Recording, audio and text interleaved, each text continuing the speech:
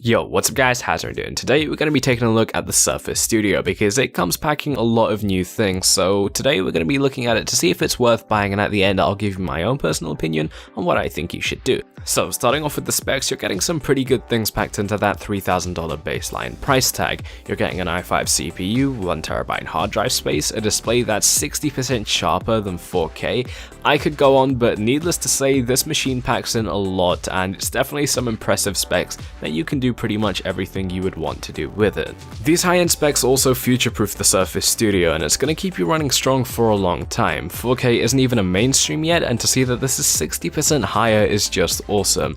By this point, you can probably tell that it's made pretty exclusively for creative professionals, and if you're the type of person that's always doing graphical editing or designing or just anything like that, this is probably going to be great for you. Tied into that, it's got an aspect ratio of 3:2, which is quite unusual, but when you're doing things like working in PDF documents that are A4 size, it's literally going to be a life-size image that you're getting on the screen, a 1" by 1" aspect ratio, if you will. If you were to hold up paper right next to it, it will be the exact same, which is really good if you're actually designing things that are going to go up in the real world as posters and different things like that. The Surface Dial coming in with the Studio is a truly new piece of tech, and it's pretty damn cool. You'll be able to use the dial in a lot of different ways, and its flexibility of being wireless and adhesive is extremely useful. You can see from this footage that you can just scroll as usual, just doing your own thing, scrolling through PDF documents and all that good stuff, but you can also stick it right onto the screen and use it to sort of change colors in a color palette and just a number of different things. I'm sure that more things will come out for this, and as I said, this is a new piece of tech. This is something that could end up replacing mouses in the future.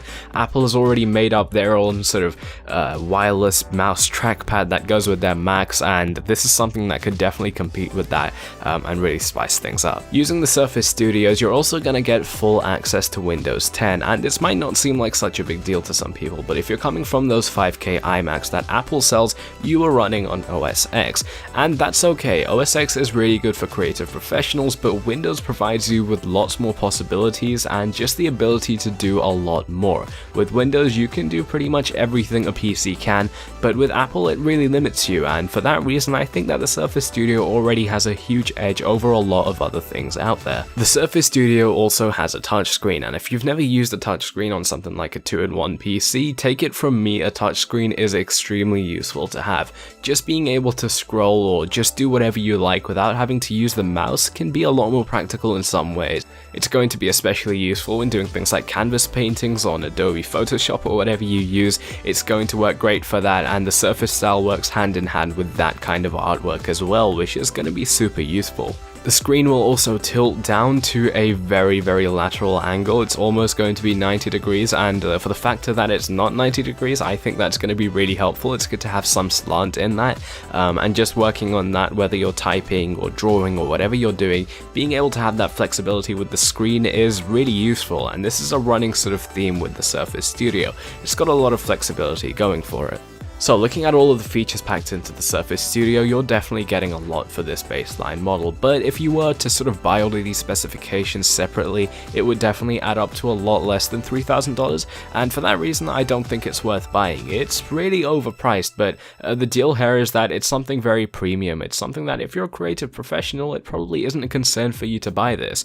Now that said, if you are a regular consumer and you're looking for something pretty cool, I don't think this is for you. You won't need something as overkill as this, and with this 2:3 aspect ratio, anything that you do, gaming, watching movies, YouTube videos, all that good stuff that you would probably want to do as an average consumer just isn't very good on a 2:3 aspect ratio.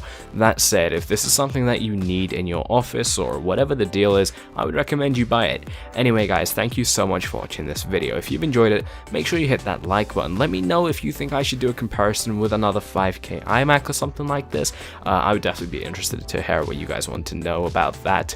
But if you're new around here, make sure you subscribe, and I'm out. Peace.